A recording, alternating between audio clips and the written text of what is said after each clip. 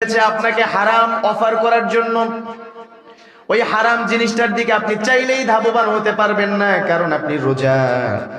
আপনি যখন রোজা রাখেন তখন দেখবেন মিথ্যা কথা মুখ থেকে বের হতে চায়।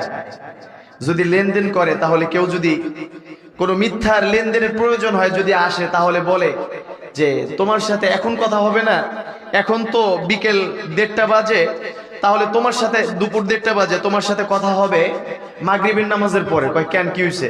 কয় কিছু সিক্রেট বিষয় আছে, যে কথাবার্তা এটা আমি রোজা রাখা অবস্থায় বলতে পারবো না, রোজা ভাঙার পরে ইফতার করার পরে বলতে হবে। এরকম আছে না নাই? তার মানে রোজা বাধা দেয়। যুবকরা অনেকেই আছে মোবাইলের গুনার সাথে অ্যাট্রাক্টেড, ইনভলভ। মোবাইলে বিভিন্ন রকমের ভিডিও, নাচ গান এগুলো দেখে। দেখবেন এই যুবকটাও সারা বছর যদিও গান শুনতে অভ্যস্ত, ও দেখবেন রোজা রাখা অবস্থায় গান শুনতে চায়।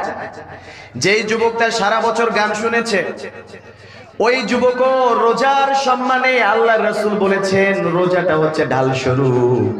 দেখেন ওই যুবকটাও সারা বছর গান শুনলেও ও রোজার মাসে যখন রোজা পালন করে, দেখবেন ওর ওই গান শুননেওয়ালা মোবাইলের মধ্যেই সুন্দর সুন্দর কোরআন তেলাওয়াত বাজে। এরকম আছে না নেই?